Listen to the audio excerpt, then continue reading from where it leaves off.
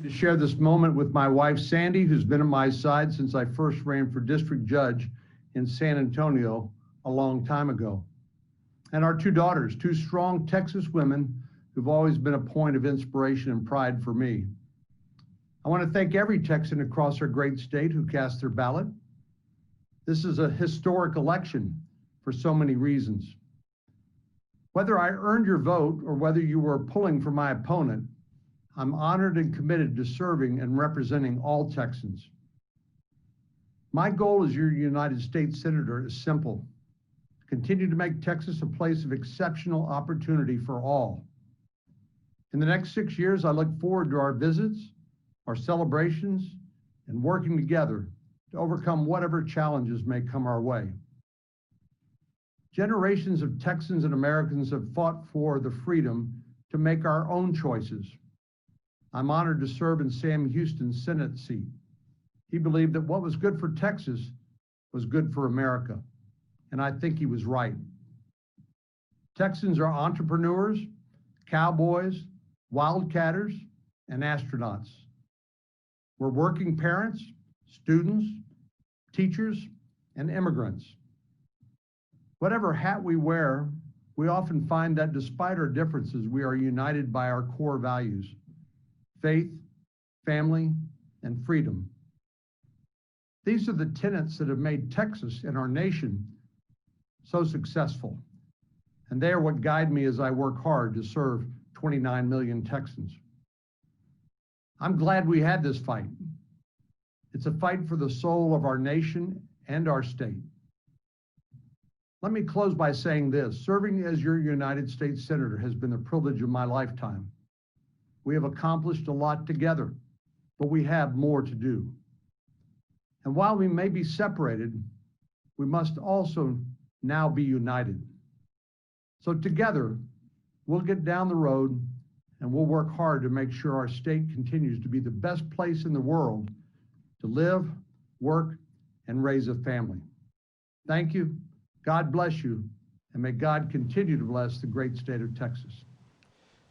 Senator John Cornyn going back to Washington for a fourth term, by far his hardest race in his political career, overcoming MJ Hegar. This race, as we all know, saw it on television for many months. They spent tens of millions of dollars, but John Cornyn remains the senior senator from the state of Texas. Y'all, stand with me, and together we'll go to D.C. and we'll show these soft politicians how we do things in Texas.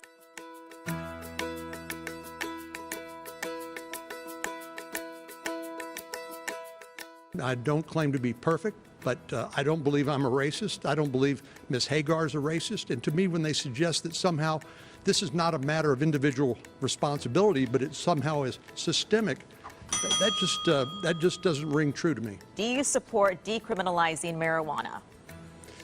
I think before we answer that question, we need to have some very comprehensive research done on the effect of marijuana, THC, the active ingredient, on the developing brains of children. I have a lot of experience with the effects, the medicinal effects. A lot of military veterans that have PTSD that can ease those symptoms through that. I don't support giving it to children. I think we should regulate it like tobacco, and we should benefit from the taxes on it as well. But I do think we should decriminalize it because it has also led to a disproportionate impact to communities of color of the incarceration epidemic in this country. The private prisons and detention centers that are donating to his campaign want it to stay that way, though. Okay. You're going to hear a lot of Pelosi and Schumer and other names because he can't run against my vision for this state. Chuck Schumer, Nancy Pelosi, Mayor de Blasio, the first vote she will cast will be for Chuck Schumer as the leader. I'm MJ Hegar.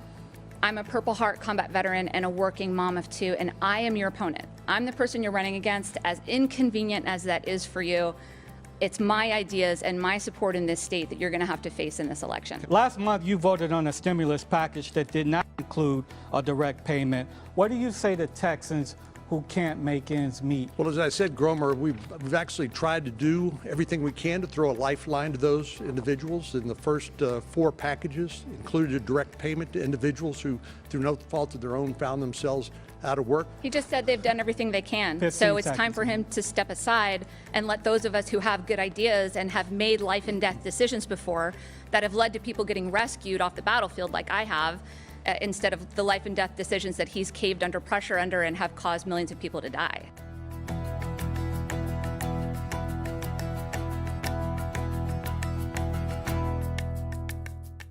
Children, by and large, tolerate the virus well and are not hospitalization is not part of the, does not result. This absolutely does impact children, and they don't tolerate it well. We saw in New York, I think it was 65 kids had inflammatory organ symptoms. I don't remember what the technical term of it was, but as a concerned parent, I was damn sure paying attention.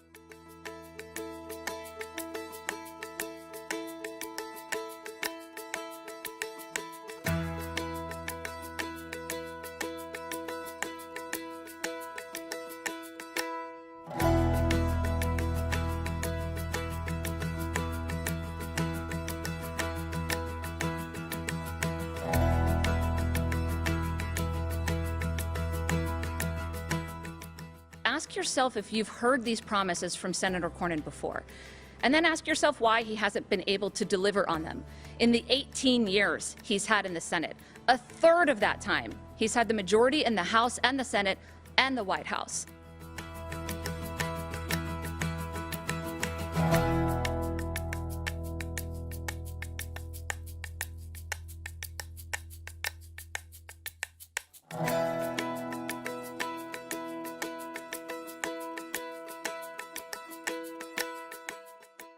We have got way too much DC in government and not nearly enough Texas.